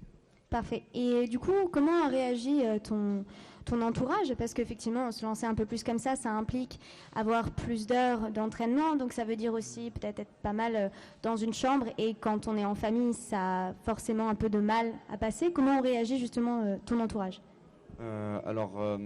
Pour ce qui est de ma famille, ça s'est plutôt bien passé. J'ai eu de la chance parce que mon frère et ma sœur jouaient déjà aux jeux vidéo. Mon frère joue à Counter-Strike aussi. Donc ils avaient un peu l'habitude. Et au final, il s'avère que dans la vie, ils s'en sont très bien sortis. Donc ils n'ont pas trop de crainte par rapport à ça. Là où j'ai eu droit à plus de clichés, c'était peut-être au collège. Ouais. Où les gens qui jouaient beaucoup aux jeux vidéo, ils étaient plus vus comme des gens bizarres, des gens peut-être... on pouvait dire aussi que le jeu vidéo c'était pour les enfants, tout ça. J'ai entendu ce type de cliché-là. Mais aujourd'hui, ça a beaucoup évolué, j'ai l'impression. Parce que maintenant, j'entends plus du tout ça. Et donc, je pense que c'est une bonne chose. Au final, ça s'est plutôt bien passé, même si ça a été un petit peu compliqué au début. Et comment à l'époque, du coup, tu pouvais faire face justement à ces réactions quand tu parlais ou quand tu parlais du jeu vidéo ou du simple fait d'en faire? Personnellement, je m'assumais. J'avais pas vraiment de soucis avec ça, même si je voyais clairement que les réactions des gens n'étaient pas forcément bonnes. Après, je sais que, par exemple, pour pas forcément ce qui est du monde du jeu vidéo, mais aussi de ce qu'il y a autour, c'est un petit peu en lien, par exemple, les animés. C'est un autre monde qui subit le même type de clichés. J'ai connu des gens qui, à l'époque, avaient du mal à en parler, avaient un petit peu peur de s'assumer ou le cacher complètement. Le fait de consommer ce type de oui, séries. c'était très très mal vu. Là, aujourd'hui, on a de la chance. Pareil, les animés, c'est comme les jeux vidéo, ça a pris une ampleur et ça s'est démocratisé et ça s'est normalisé. Mais c'est vrai qu'il y a quelques années encore, c'était impossible d'en parler. Sinon, on se faisait lancer les pierres, quoi. Tout à fait. Ok. Bah, très bien. Merci beaucoup. Est-ce que tu veux rajouter peut-être quelque chose que tu trouverais pertinent par rapport à ta propre expérience? Une chose que je trouve bien, c'est, je pense que si maintenant il y a peut-être moins de clichés qu'avant dans le jeu vidéo, c'est aussi grâce à la visibilité qu'on a eue dans les médias. On voit beaucoup plus passer à la télé des événements, des joueurs, même des matchs sur certaines chaînes. Et je pense que ça a changé beaucoup de choses. Aujourd'hui, même les gens qui jouent pas aux jeux vidéo savent ce que c'est l'e-sport. Et ça a permis de faire vraiment changer les choses. Parfait, merci beaucoup. Hervé, j'aimerais revenir vers toi pour une petite question. Alors, ça va être des abréviations, donc je vais dire un gros mot là. Alors, pourquoi une institution reconnue comme le CROSS a lancé un BPJEPS APT e-sport? BPJEPS APT e-sport, en fait, c'est une formation des fédérations françaises sous délégation du ministère des Sports. Comme ça vous J'explique un tout petit peu l'histoire de l'acronyme. En fait, c'est brevet d'État, alors BP, GEPS professionnel, jeunesse, éducation sportive, Wow. APT, activité pour tous. Le sujet, c'était, on est arrivé là-dessus parce qu'une discussion, encore une fois, et je reviendrai, j'espère que tu en reparleras avec Romain Sombré. Je parle à M. Grouard quand il rentrera chez MCES et Synergie Family. Il m'invite un jour à The Camp quand MCES s'appelait encore Tina et c'était le premier nom de la start-up. Et on se retrouve à discuter avec, à l'époque, les prémices du début de l'histoire des Qatars. Et aujourd'hui, MCES a levé des fonds et exporte une formation. Cette formation, on l'a construite ensemble et on est en train de la développer. Et ils sont allés beaucoup plus vite, et tant mieux, envers un pays étranger qui est fortuné. Donc, quand je suis ressorti de cette réunion où il me présentait des tas de choses, je me suis dit, puisque c'est le e-sport et que c'est compétitif, comment est-ce qu'on fait dans nos clubs sportifs? Dans nos clubs sportifs, on fait de la formation.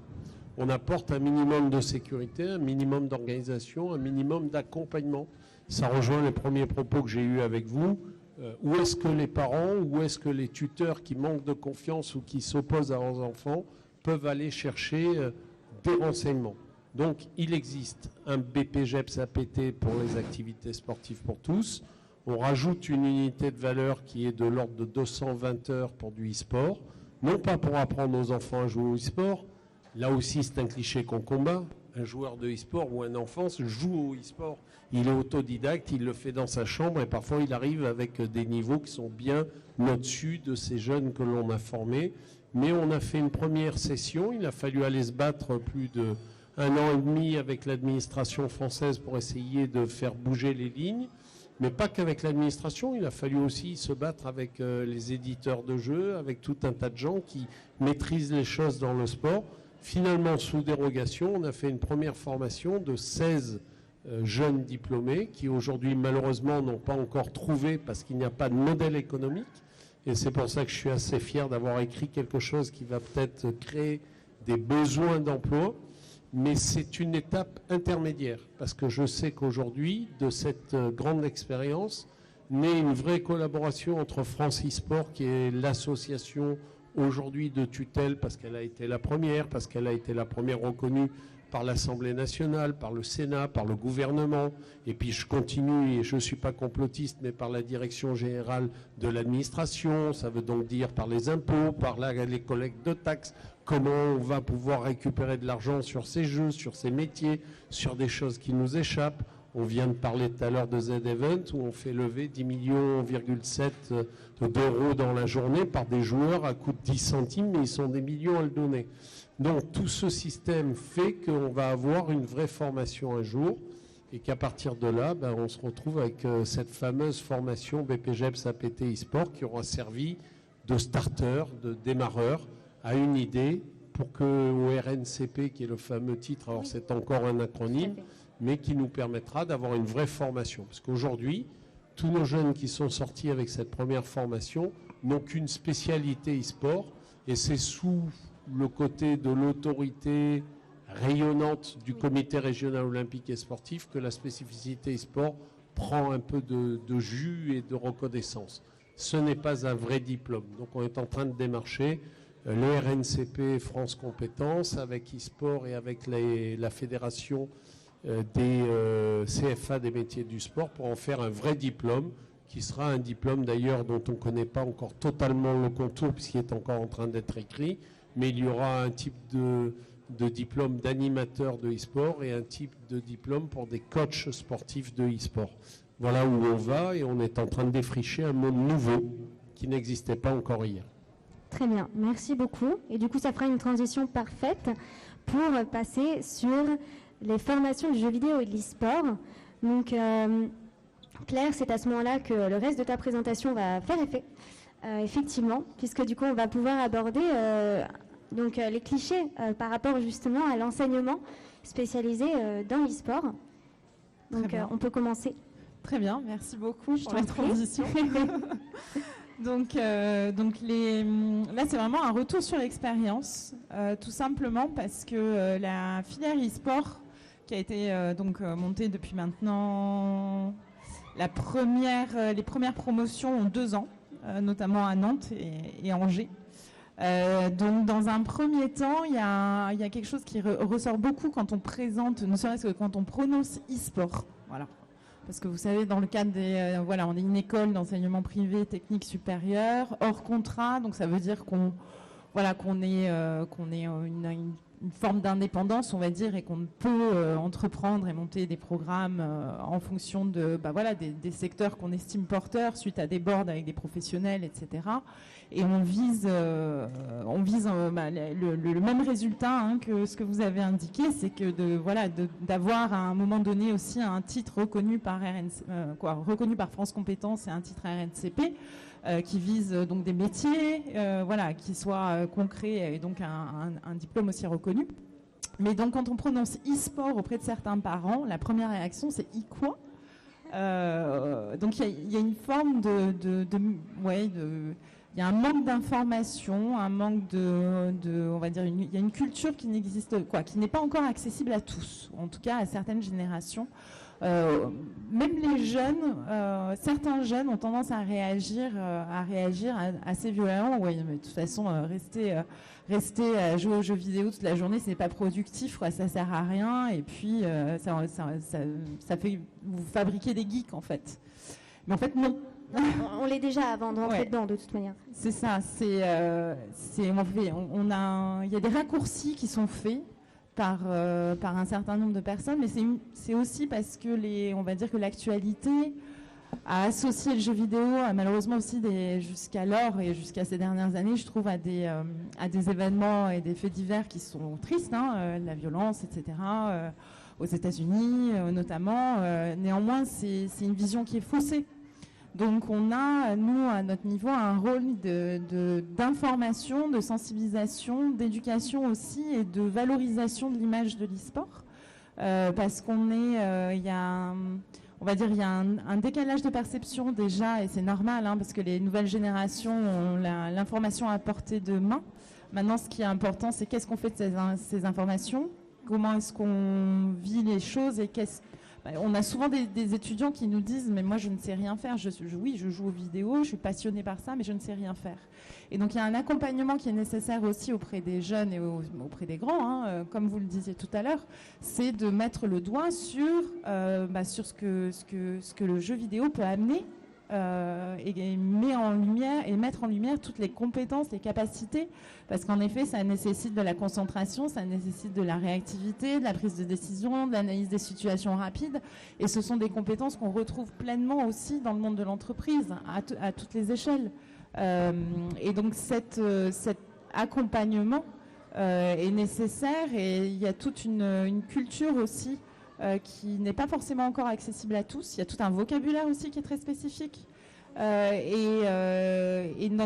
tout cas, notre démarche aussi, et que ce soit pour la filière e-sport, mais aussi pour les autres filières, c'est de casser un petit peu de casser les codes. Parce que, en toute transparence, moi, ça fait 7 ans maintenant que je suis tombée un petit peu dans le monde du numérique et les formations en informatique notamment.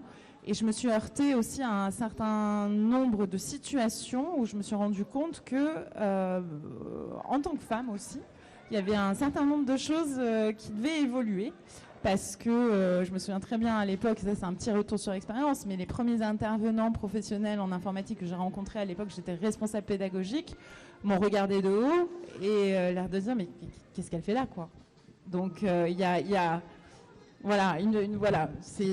un certain nombre, on touche du doigt, en tout cas dans le monde du numérique, et là j'ai élargi un petit peu le spectre, parce qu'il n'y a pas que le jeu vidéo, il n'y a pas que l'e-sport, il y a aussi l'informatique, parce que, à titre d'exemple, je me souviens très bien l'été dernier quand il y avait encore des jauges réduites en entreprise, dans le pôle d'activité, avoir fait un déjeuner d'équipe sur une grande terrasse en plein Aix-en-Provence, pôle d'activité, et attirer l'attention de l'équipe en disant « Regardez autour de vous, on est la seule table de femmes ».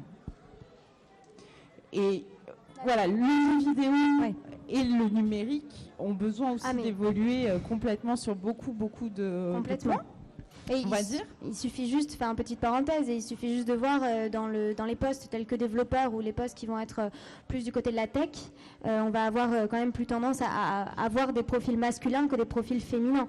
Oui. C'est aussi l'accessibilité, j'ai envie de dire, aussi à ce genre de pratiques, l'accessibilité à l'éducation derrière ces pratiques. Donc c'est la sensibilisation aussi. Sensibilisation et puis aussi valorisation des... Là, en l'occurrence, nous, on parle d'étudiants, hein, donc valorisation des étudiants, de leur production, de ce qu'ils sont capables de faire, puisque le constat qu'on a aussi, c'est que...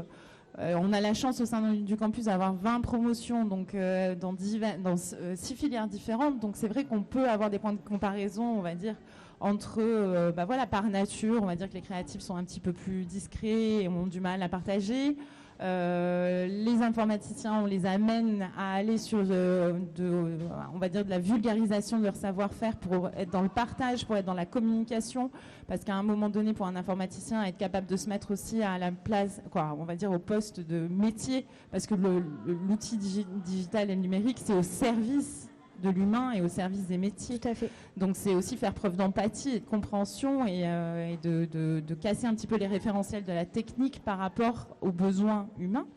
Et donc on a la même démarche aussi dans le cadre de l'e-sport et du jeu vidéo. Et il se trouve qu'on a la grande chance, en tout cas, et ça je tiens à le souligner, et si les étudiants de Campus Academy m'entendent, c'est que le constat que je fais, c'est que jusqu'à présent, les 2 promotions e-sport qu'on a sont les plus proactives, sont dans le partage, sont dans l'ouverture, sont dans la mobilisation, la fédération, et participent pleinement à la culture de l'école. Et ça, c'est une valeur ajoutée qui est évidente, et c'est très prometteur. En tout cas, ça correspond aussi aux valeurs qu'on défend. Et la mise en avant de tout ce travail-là, pour eux, c'est aussi la concrétisation du développement des bonnes compétences qui vont leur servir pour la suite. Alors du coup, justement, je rebondis là-dessus. Tout à l'heure, j'ai eu l'occasion de poser quelques questions à un élève du cours Rémi concernant justement l'enseignement qui a été proposé à la Campus Academy. Et une chose qui est ressortie et qui a vraiment été mise en lumière, il m'a dit... il y a tout à disposition, il y a tout pour faire un projet au sein de l'école. C'est-à-dire que tout est réuni, que ce soit les types de personnalités, les types de compétences, l'accompagnement, l'encadrement. Tout est là pour qu'un projet se passe dans les meilleures conditions possibles, apparemment, à la Campus Academy. J'ai trouvé que c'était un très bon retour. Merci. Je tenais à le partager. C'est gentil. C'est vrai, comme je le disais en introduction, on part du principe, on va dire un grand campus avec beaucoup de jeunes talents en devenir qui sont encore en formation. Et le parti pris, c'est de leur laisser l'opportunité de créer, de se faire la main, d'expérimenter, de tester. Parce que c'est un cadre sécurisé, il n'y a pas d'enjeu, on va dire, financier. Nous, on est là pour les accompagner. Il y a toute une équipe d'intervenants hyper investis pour aussi leur faire prendre conscience d'une réalité terrain, parce que ce serait malhonnête de notre part de leur dire tout va aller bien et vous allez trouver facilement un job, etc. C'est pas du tout notre parti pris. Notre parti pris, c'est de nous assurer qu'ils soient justement suffisamment autonomes, conscients de ce qu'ils sont capables de faire, d'être responsables, de porter des valeurs. Et on travaille beaucoup aussi tout ce qui est soft skills. C'est important d'avoir des compétences techniques, mais je vous rejoins complètement sur le fait que les entreprises accompagnées et formées sur des compétences techniques, ils ont les moyens et les ressources de le faire. En revanche, quand il s'agit d'accompagner sur du savoir-être, du savoir communiquer, du savoir travailler en équipe, c'est beaucoup plus difficile et beaucoup moins accessible. Donc notre rôle, en tout cas celui qu'on accepte volontiers de prendre, c'est justement de les accompagner, d'accompagner tous nos étudiants à ce niveau-là, pour déjà qu'ils prennent conscience de qui ils sont, de comment est-ce qu'ils travaillent, comment est-ce qu'ils peuvent travailler avec les autres, quels sont leurs leviers de motivation. Parce qu'on est quand même sur des filières qui sont des filières de passion, l'audiovisuel, l'e-sport, la 3D. On est vraiment sur des filières qui nécessitent de la ténacité, de la volonté, du travail, parce les nouvelles générations, c'est important aussi d'avoir en tête que il faut faire des efforts, ça tombe pas du ciel, c'est pas forcément comme quand on fait une recherche Google ou qu'on va vite jouer à un jeu vidéo sur son téléphone, ça nécessite des efforts et du travail, et que c'est a posteriori qu'on va pouvoir récolter tous les fruits de ce travail-là. Je pense que Clément pourra confirmer, je veux dire en tant que joueur, je pense qu'on doit accumuler des centaines et des centaines d'heures avant de pouvoir être techniquement performant. Oui, absolument. Après, c'est pas à la portée de tout le monde parce que ça prend énormément de temps, mais dans l'absolu, c'est la meilleure solution. Ouais. Oui, mais c'est dès l'instant. Oui, c'est dès l'instant. De toute façon, c'est ça. Mais ça, du coup, ça déconstruit un peu ce cliché de se dire que les joueurs sont feignants. Ce côté joueurs sont feignants, en attendant, il faut combien d'heures il faut pour être en même temps à un bon niveau, que ce soit sur League of Legends, que ce soit sur CSGO. On a des joueurs qui font 1000 heures, je crois, plus de 1000 heures sur certains jeux. Franchement, on a recumulé des très bons joueurs, on en voit beaucoup à 10 000 heures ou plus de jeu. Donc ça fait quand même beaucoup, mais effectivement, il ne faut pas être feignant pour s'entraîner, prendre le temps de tout bien faire, il faut pas être feignant. Ça doit demander aussi beaucoup de persévérance. Enfin, je reviens un peu justement sur le jeu vidéo. Ça doit demander quand même beaucoup de persévérance, de faire face aussi à l'échec des compétitions, l'échec de chaque match, parce que chaque match au final est soit l'échec, soit la réussite, mais dans tous les cas c'est l'un des deux résultats. Puis qu'il faut savoir aussi réagir j'imagine, en conséquence et continuer malgré tout. La meilleure des réactions, c'est de se dire que si on a perdu, c'est parce qu'il faut s'améliorer et de directement retourner s'entraîner, quoi. Merci beaucoup. Juste pour compléter, je rebondis sur ce point-là, c'est que par nature, le jeu vidéo est certes récréatif, mais ça permet de faire vivre aussi un certain nombre d'émotions. Et savoir gérer ces émotions, savoir analyser les situations, prendre du recul, prendre de la hauteur par rapport aux situations vécues, en tout cas, c'est aussi une compétence, c'est-à-dire que dans le cadre, en tout cas, de notre approche aussi au niveau pédagogique, on tâche de faire entrer les étudiants dans une démarche d'amélioration continue, voilà, globalement, d'avoir conscience qu'il n'y a pas de système parfait, que ce soit dans le monde professionnel ou personnel, il y a des bons jours, il y a des mauvais jours, il y a des bonnes surprises, des mauvaises surprises, des imprévus, des réussites, et que la vie elle est faite comme ça. Et que dans le monde professionnel, ça se passera aussi comme ça. Et il faut être prêt et outillé à pouvoir gérer du mieux possible toutes ces situations-là, garder son cap et savoir aussi prendre de la hauteur pour s'assurer d'avoir, on va dire, de maintenir son équilibre de vie et de rester en bon état de santé aussi, et physique et mental, en équilibre par rapport aux différentes situations professionnelles rencontrées. Juste, ce qu'il a dit, c'est très intéressant, puisqu'on parlait de compétences tout à l'heure. Et dans le modèle social français, il y a quelque chose qu'on a encore du mal, avec lequel on a du mal, c'est l'échec. Dans le jeu vidéo aujourd'hui, il y a cette acceptation de l'échec qui dit, ok, j'ai perdu, je vais faire plus d'heures, m'améliorer et je vais aller au-delà. Et aujourd'hui, dans le monde de l'entreprise, c'est la même chose. Dans le monde de l'emploi, c'est la même chose. Il y a des fins de cycles qui arrivent. On finit une entreprise, on termine, et puis c'est un peu pris comme un échec. Et on a du mal à l'aborder, on ne sait pas comment l'aborder. Donc en matière de sensibilisation aussi, je pense auprès des jeunes publics, c'est cette acceptation de l'échec qui est plus à prendre comme une formation pour passer à une étape supérieure. Et je pense que aujourd'hui, le jeu vidéo le permet. Ce qu'aucun outil, à ma connaissance aujourd'hui, ne permet aujourd'hui de travailler. Et dans le modèle social français, c'est vrai que l'échec, en général... C'est très mal vu, très mal vécu, donc, très mal ça, reçu. c'est une chose, effectivement, c'est une des compétences, donc, qui vient de le souligner, qui, nous, recruteurs, nous intéresse aussi comme vision du nouveau monde, quoi. Voilà. Très bien. Merci beaucoup pour ton retour. J'aimerais continuer sur les jeunes, justement, avec François, cette fois-ci, donc du coup, avec Synergie Family. Est-ce que tu peux nous expliquer, nous en dire un peu plus sur les actions et l'influence que ça peut avoir, quel rôle ça a pour le jeu vidéo et l'e-sport en général et pour les jeunes? Alors, je vais me permettre de revenir sur les chapitres précédents, sur les clichés. Parce que, Jawad comme moi, les accompagnateurs à l'emploi, on est un peu confrontés à deux publics. Je ne sais pas si on m'entend. Si, on t'entend bien. Deux publics, donc le public des employeurs et le public des jeunes qui cherchent un emploi. Et des personnes comme moi, je voyais ça dans les yeux des jeunes. Quand je parlais de Z-Event, Fortnite, LOL, de TikTok, de Twitch, ils me regardaient, mais de quoi il parle? Il est au courant? Il y avait un fossé entre nous. Et aux entreprises, je leur parle de la même chose, mais ils ne comprenaient pas ce que je disais. Donc on était un peu entre ces deux mondes. Qu'on essaie de rassembler, et on arrive à les rassembler. Ça y est, ça commence à prendre, puisque il y a Jawad avec Game Mars, et il y a aussi Pôle Emploi qui met en œuvre des tournois e-sport pour pouvoir recruter autrement. Et nous, à Synergie Family, donc on a des formations. On met en place des formations sur les soft skills dans lesquelles il y a du e-sport. Donc on a intégré le e-sport pour savoir jouer en équipe, pour savoir, plein de choses. Et on arrive aussi, alors on a aussi mis en œuvre, je l'ai dit tout à l'heure, c'est vrai que c'est compliqué de savoir ce qu'on fait, parce qu'on fait beaucoup de choses, c'est l'ingénierie du prétexte, donc on fait aussi du recrute game, donc on recrute autrement. C'est-à-dire que, en réfléchissant, jusqu'ici on recrutait sur des compétences et on licencie sur des comportements. Donc on a inversé la machine, donc on va recruter sur des comportements. Donc on a un recrute game, on valide des compétences, des soft skills dont on parle depuis le début. Et sur ces soft skills, grâce à des jeux comme Valorant, on peut valider des soft skills. Donc on l'a fait avec des cadres de chez Airbus et on le fait avec des NEETs, donc des gens éloignés de l'emploi, qui n'ont pas le bac, qui n'ont pas de diplôme. Donc on les fait jouer, ils savent pas jouer, à la limite on s'en fiche.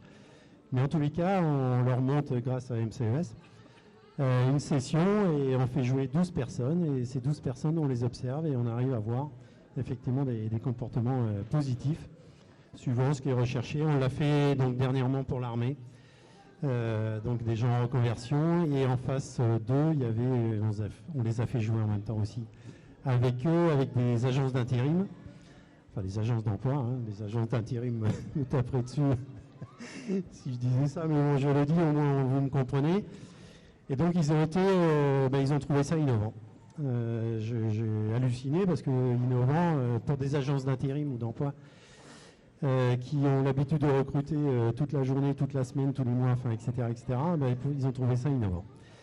Donc voilà, donc on arrive à, grâce à tous ces jeux, grâce à tous ces employeurs aussi qui s'y mettent, c'est un peu c'est le mot à la mode, je ne sais pas si les jeunes connaissent ce mot-là, mais c'est le dark CV. En fait, c'est le CV caché. Donc, on a nos diplômes qui sont sur les CV. Mais en termes de bénévolat, vous faites quoi? En termes du e-sport, vous faites quoi? Et donc, ça développe des compétences.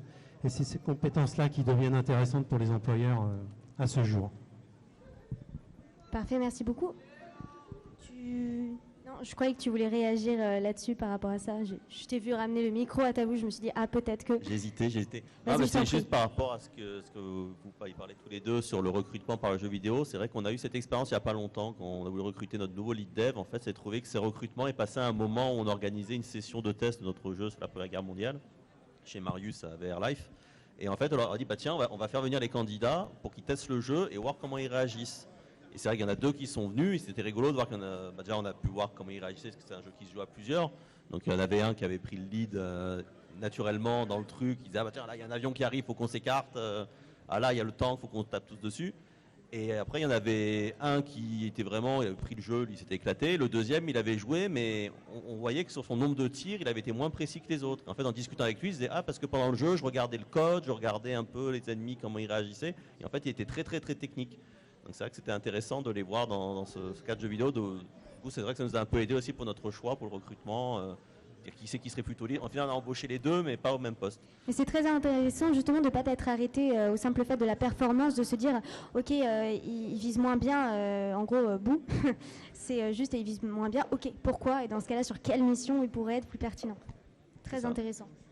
Ok, écoutez, merci beaucoup. Si personne n'a plus rien à rajouter, on va pouvoir donc du coup passer aux questions, donc échange avec le public. Si vous avez des questions, effectivement, c'est le moment. GY, ici présent avec les micros qui est juste au milieu, va vous passer le micro si vous avez des questions. Est-ce que certains en auraient peut-être? Non, c'est bon, j'ai envie de dire si on n'a pas, c'est que ça a été super clair. Mais si, effectivement, on aurait une question. Ah non, on t'entend pas. Allô. Yo. Oui, c'est bon. Vous parlez très fort. Comme ça là? Ok. C'est pas une question, c'est juste que je me disais qu'en fin de compte, la manière de recruter avec le jeu vidéo, c'était les anciens tests psychotechniques, quoi. Le test de Rorschach, les QCM, mais c'est quand même beaucoup plus fun avec du jeu vidéo. Et c'est plus parlant aussi parce que ça va au-delà de la logique de l'intelligence, ça met en jeu le comportement, la solidarité, etc. Oui, en fait, c'est exactement ça. L'idée de recruter, c'est de permettre une vraie mise en situation de l'intégration future du collaborateur. Donc, juste pour revenir, tout à l'heure, Hervé l'a évoqué en termes de modèle économique. Notre entreprise, en fait, on est sur un modèle économique qui est très simple, qui n'est pas celui d'une start-up. Donc, je ne condamne personne. L'idée pour nous est de permettre aux gens, en fait, on est plus... allez, je vais oser une petite comparaison comme ça, mais on est plus sur la levée de frein à l'emploi que sur la levée de fonds. Voilà. Donc l'idée pour nous, elle est là, c'est de permettre aux gens de venir de casser des barrières et se faire un plafond de verre entre recruteurs et employeurs. Et effectivement, le jeu vidéo permet ça. Je voulais juste rajouter par rapport aux tests psychotechniques, où on se sent observé, on réfléchit, enfin, etc. Les jeux vidéo, il y a un lâcher-prise de ouf. Et c'est génial. Oui, parce qu'on participe aussi, on s'amuse aussi, donc c'est une réalité. Ouais, ce que je dis, c'est beaucoup plus fun. Et sur les préjugés, moi j'étais une des toutes premières à avoir un gros préjugé sur le jeu vidéo. Bien que Pierre n'a jamais été seulement joueur, il jouait un peu, il travaillait quand même à l'école et tout ça. Mais les premières gaming gen, je venais pas voir, je me disais oh c'est des sales jeunes, des drogués, je viens pas voir. Et un jour je suis venu voir, je me suis dit mais waouh, ils sont intelligents, ils sont gentils, ils sont sympas. Et depuis je les ai plus lâchés. Et en plus, j'aime beaucoup les mondes imaginaires, donc ça me va très bien. Alors, je vais juste faire un léger échange du micro. Je vais passer mon micro à faire passer. Il a l'air de marcher un petit peu mieux. Joss, je vais prendre le tien. Je te l'emprunte. Pas encore, en fait. Mais c'est des parcours qu'on va créer, bien sûr.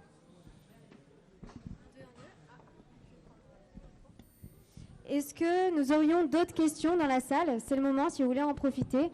Après, si vous n'avez pas de questions, mais vous voulez discuter un peu plus amplement justement avec les intervenants et intervenantes ici présents, je vous invite, on va aller descendre de la scène pour profiter du buffet ici présent. Donc c'est gratuit, profitez-en aussi. Wink wink. Dans tous les cas, moi je vous remercie d'avoir répondu à cet appel. Je remercie les professionnels. Merci grandement pour cette intervention. C'était extrêmement riche et j'aimerais bien continuer de parler avec vous après au buffet. Merci Clément d'avoir accepté d'être présent, même si je t'ai vraiment pris en mode allez viens. Et merci d'avoir été patient pendant ces 2 heures. Et je vous dis tous à bientôt au buffet. Et puis sinon, très bon événement de la GG Arena à tous. Merci beaucoup.